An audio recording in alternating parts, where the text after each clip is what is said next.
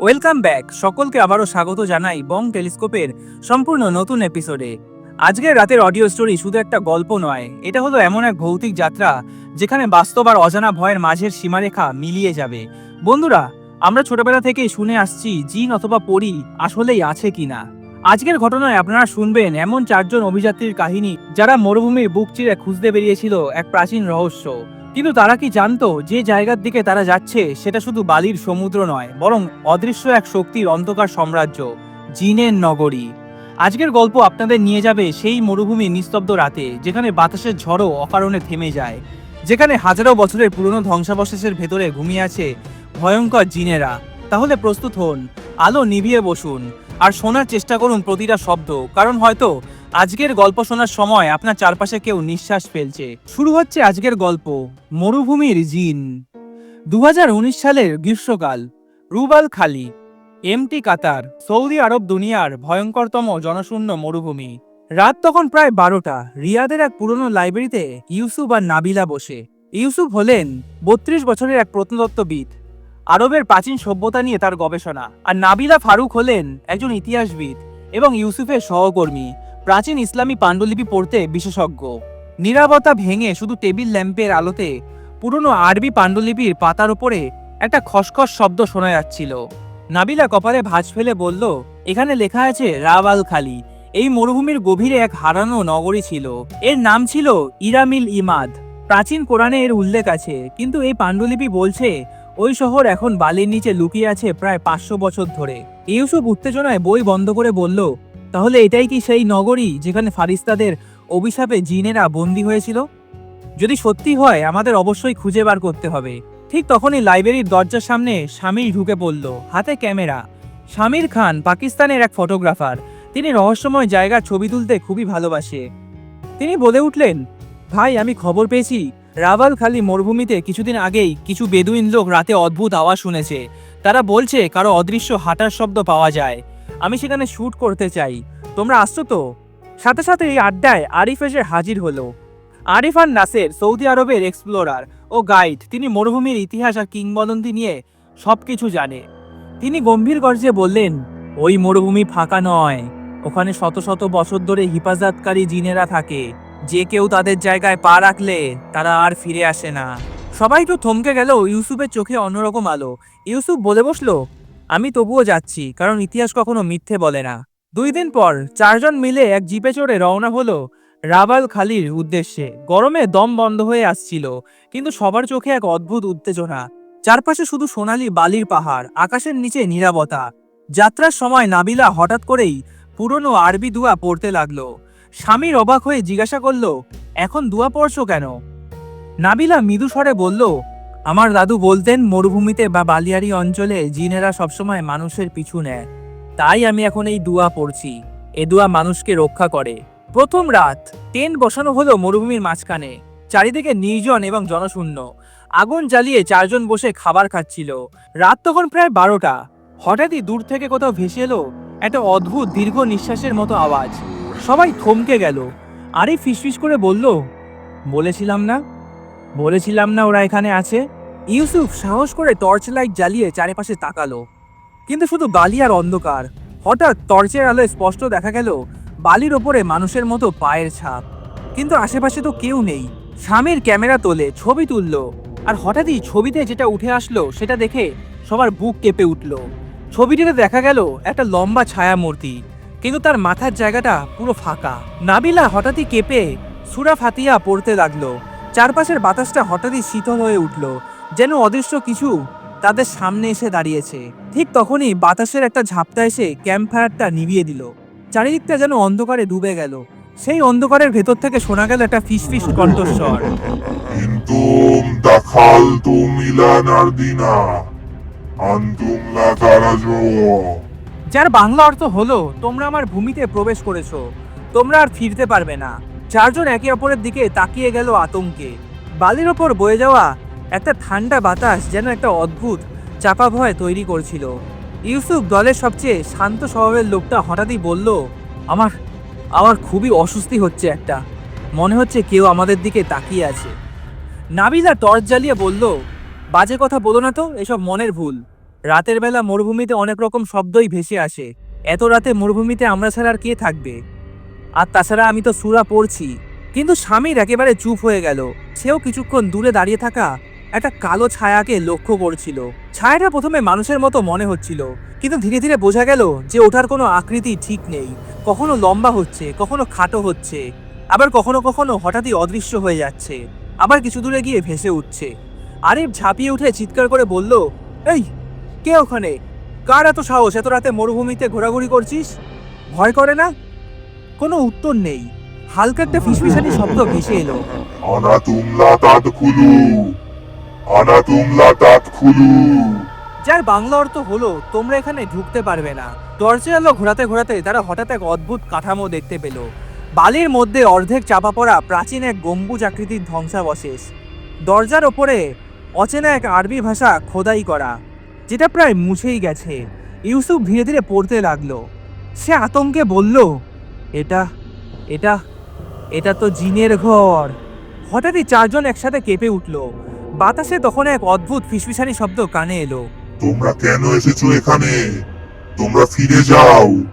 এই এলাকা আমাদের, এই রাজ্য আমাদের, এখানে আসা নিষেধ। স্বামীর জেদ করে বলল, আমরা এখানে ইতিহাস খুঁজতে এসেছি, ভয় পেয়ে গেলে কিছুই পাওয়া যাবে না, চলো ভেতরে যাওয়া যাক। কিন্তু নাবিলা তাকে আঁকড়ে ধরল। নাবিলা বলল, না স্বামীর, না, যেও না। কোরআনে বলা আছে জিনের জায়গায় অনুমতি ছাড়া ঢোকা হারাম। এখানে কিছু অশুভ শক্তি আছে, তুমি এভাবে বাড়াবাড়ি করো না। আরিফ জবাব দিল, কিন্তু যদি সত্যিই কিছু পাই, হয়তো হারিয়ে যাওয়া কোনো সভ্যতার প্রমাণ, তাহলে বুঝতে পারছো কত বড় একটা খোঁজ আমরা পাবো। ঠিক তখনই ভূমিটা কেঁপে উঠল, আর ধ্বংসাবশেষের ভেতর থেকে ভেসে এলো এক অমানবিক গর্জন, যেন শত কণ্ঠ একসাথে বলে উঠল, আমাদের ঘর অশান্ত করো না, এখান থেকে চলে যাও, এখনো সময় আছে, আমরা তোমাদের ক্ষতি করতে চাই না। এই গভীর কণ্ঠটি শোনার পরে নাবিলা কাঁপতে কাঁপতে সূরা ফাতিহা পড়তে শুরু করলো। ইউসুফ মাটিতে বসে সিজদাহা দিল আর কেঁদে উঠল, আল্লাহ রক্ষা করো, আল্লাহ আমাদের রক্ষা করো। কিন্তু হঠাৎই এতক্ষণ যে কালো ছায়ার অবয়বটা দেখা যাচ্ছিল দূরে, কিন্তু সেই ছায়াটি বজ্রের মতো গতিতে এগিয়ে আসতে লাগলো তাদের দিকে। টর্চের আলোয় দেখা গেল ওটার কোনো মুখ নেই, শুধু ধোঁয়ার মতো একটা অবয়ব। চোখ দুটো আগুনের মতো জ্বলজ্বল করে জ্বলছে। আরিফ ভয় পেয়ে পেছনে হোঁচট খেয়ে পড়ে গেল। স্বামীর তার সাথে করে একটা জাঙ্গল নাইফ নিয়ে এসেছিল। সে সেই ছুরিটা বার করে আক্রমণ করতে গেল, কিন্তু সেটা বাতাসে কেটে গেল, কারণ জিনদের কখনো দেহ হয় না, ওটা শুধু ধোঁয়া আর ছায়া। চারজনে একসাথে জড়ো হলো। নাবিলা কাঁদছে, ইউসুফ কোরআন পড়ছে, স্বামীর আর আরিফ মাটিতে পড়ে যাচ্ছে যেন। চারপাশে ঝড় উঠল, বালির ঢেউ টর্নেডোর মতো ঘুরতে লাগলো। জিনের গর্জন আরো গভীরভাবে শোনা যাচ্ছে। এখন তোমরা আর বেরোতে পারবে না, অনেক সাবধান করেছি তোমাদের, কিন্তু তোমরা শোনোনি কোনো কথা। তখনই হঠাৎই অন্ধকারে ভেসে উঠল আরো অনেকগুলো ছায়া মূর্তি, যেন মরুভূমির নিচ থেকে শত শত জিন উঠে আসছে। তাদের চারজনের বুকের ভেতরে এক অজানা চাপা ভার নেমে এলো। ইউসুফ দাঁতে দাঁত চেপে পড়তে লাগলো,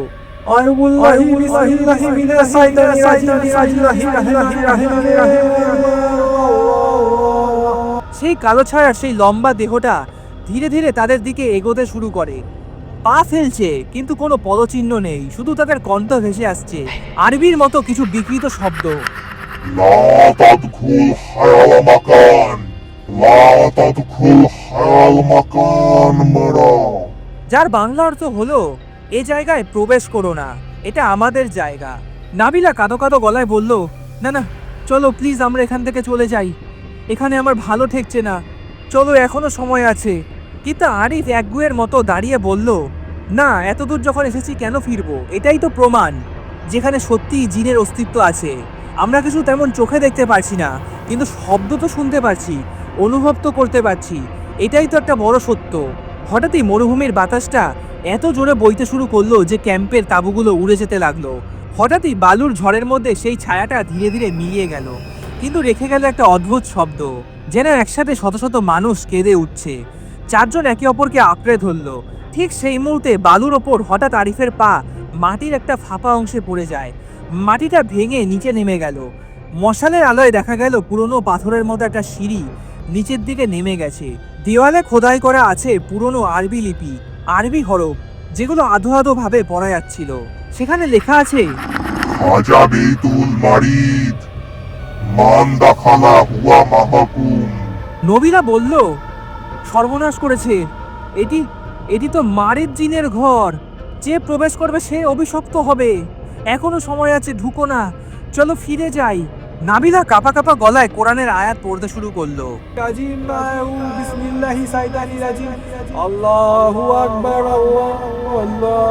কিন্তু যতই সে পড়ছিল ভেতর থেকে শোষ আওয়াজ বাড়ছিল, যেন কেউ আয়াতের বিরোধিতা করছে। চারজন সাবধানে সিঁড়ি দিয়ে নিচে নামলো। চারিদিকে পাথরের সুড়ঙ্গ, কিন্তু হাওয়ার গন্ধে লুকানো ছিল অদ্ভুত একটা কটু ধোঁয়া।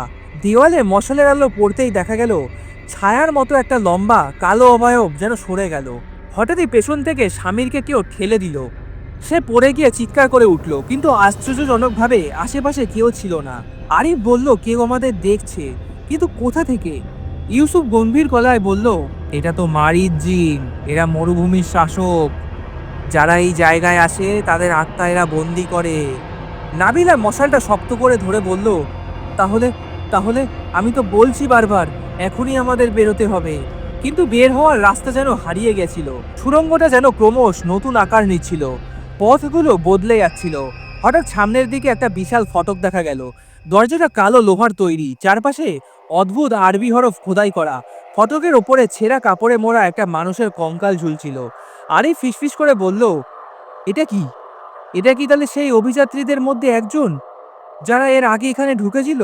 দরজার নিচ থেকে অদ্ভুত একটা ঠান্ডা বাতাস আসছিল, আর বাতাসের সাথে ভেসে আসছিল একটা মৃদু হাসির শব্দ।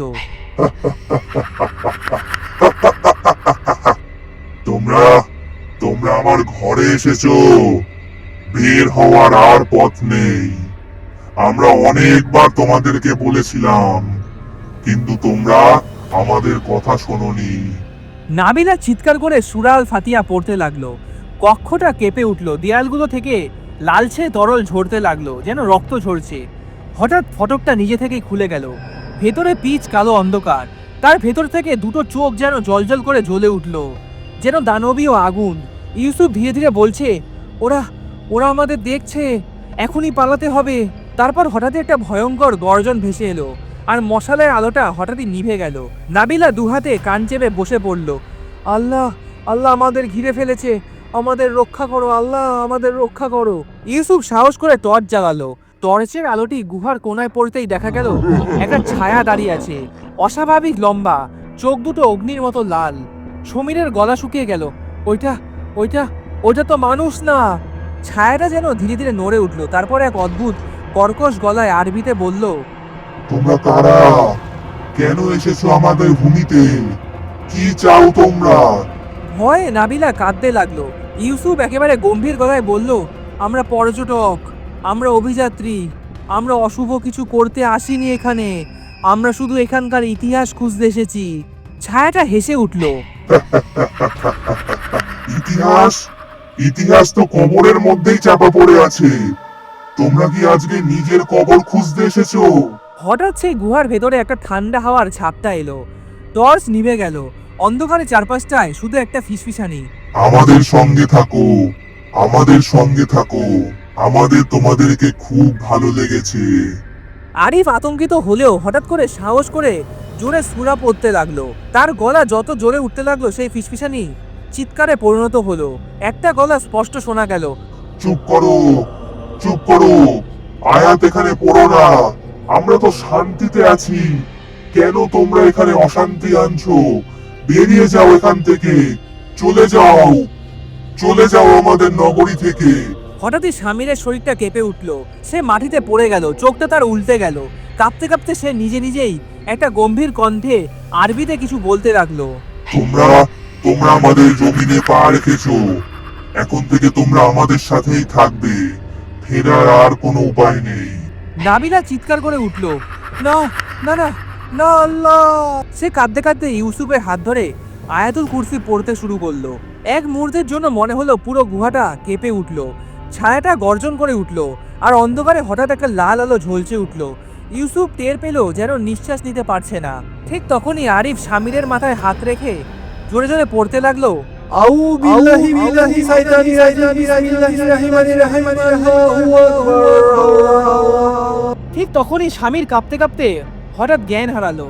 চারপাশে আবার গভীর নীরবতা নেমে এলো, কিন্তু গুহার গভীর থেকে একটা মৃদু ফিসফিসানি শোনা গেল। এখনো শেষ হয়নি, এটা তো সবে শুরু হলো, এখনো শেষ হয়নি। তোরা তোরা আর বেঁচে ফিরতে পারবি না। সেই রাতেই নীরবতার মাঝে হঠাৎই আরেকটি হাহাকার শব্দ ভেসে এলো। আওয়াজটা ছিল নারী সুলভ, কিন্তু ভাঙা টানা কণ্ঠে। নাবিলা ভয়ে ইউসুফের হাত আঁকড়ে ধরলো। নাবিলা কাঁপা কাঁপা গলায় বলছে, এই এই এই মাটির তলায় ধ্বংস শহরে কেউ আছে। আমি বলেছিলাম এখানে কিছু একটা আছে। ঠিক তখনই ভাঙা দেওয়ালের ফাঁক দিয়ে অন্ধকারের ভেতরে একজোড়া লাল জলজলে চোখ দেখা গেল।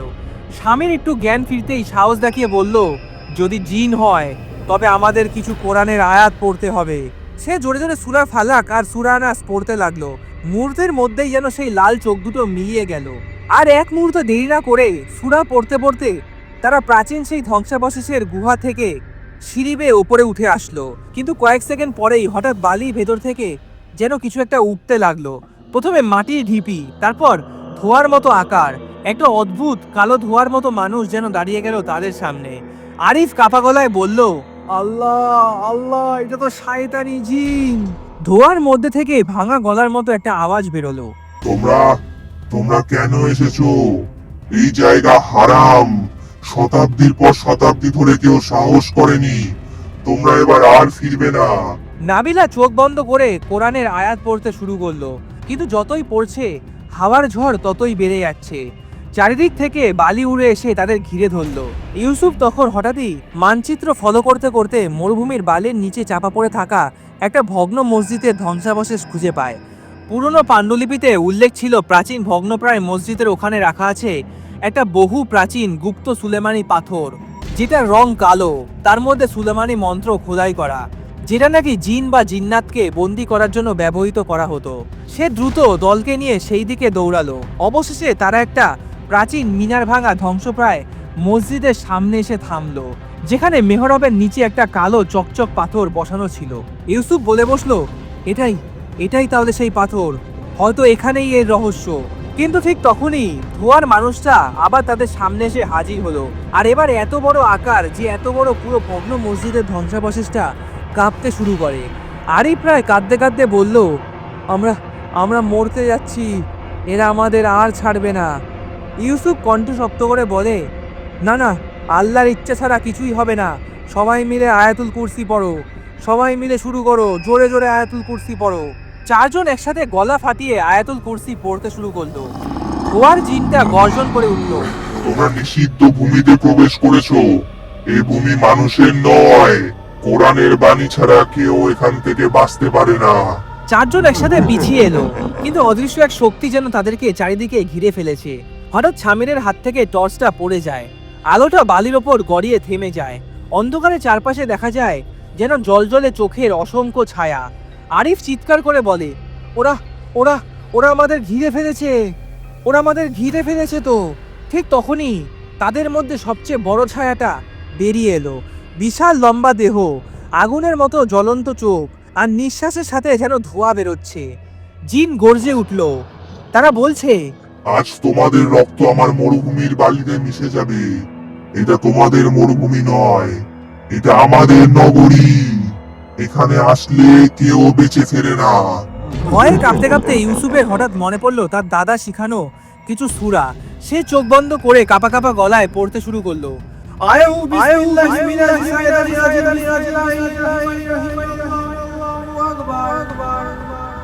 সাথে সাথে বাতাসের গর্জন শব্দ যেন আরো তীব্র হয়ে উঠল। ইউসুফের সাথে সাথে বাকি তিনজনও সেই সুলেমানি পাথরের সামনে গিয়ে সুলেমানি পাথরকে স্পর্শ করে আয়াতুল কুরসি পড়া শুরু করলো। জিনেরা বিকট চিৎকার করতে লাগলো, তাদের আগুনের চোখ কাঁপতে লাগলো।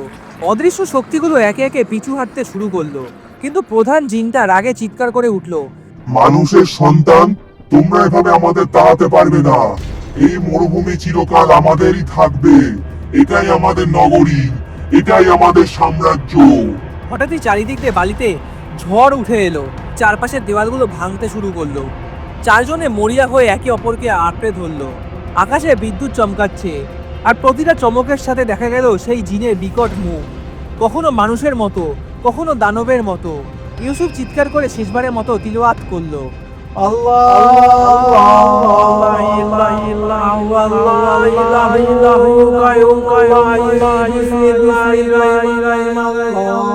সাথে সাথে এক প্রবল বজ্রপাত হলো, চারিদিকে ধুলো, আগুন আর বালির ধ্বংসস্তূপে ভরে গেল।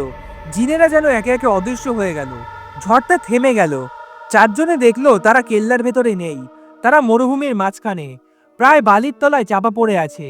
ভোরের আলো ফোটার ঠিক আগের সময় দাঁড়িয়ে আছে। কোনো মসজিদও নেই, কোনো ধ্বংসপ্রায় কেল্লাও নেই, কিছুই নেই, কোনো ছায়াও নেই। হয়তো কাল রাতে মরুভূমির সেই ভয়ঙ্কর ঝড় এই পুরনো ভগ্নপ্রায় মসজিদ কেল্লাকে গ্রাস করেছে বালির তলায়। শুধু দিগন্ত জুড়ে বালির সমুদ্র আর সূর্যের আলো ভেসে আসছে। স্বামীর হাঁপাতে হাঁপাতে বলল, আমরা আমরা কি তাহলে বেঁচে ফিরলাম? নাবিলা চোখ ভিজে গেছে। হ্যাঁ হ্যাঁ, আল্লাহ আমাদের বাঁচিয়েছে, আল্লাহ আমাদের বাঁচিয়েছে।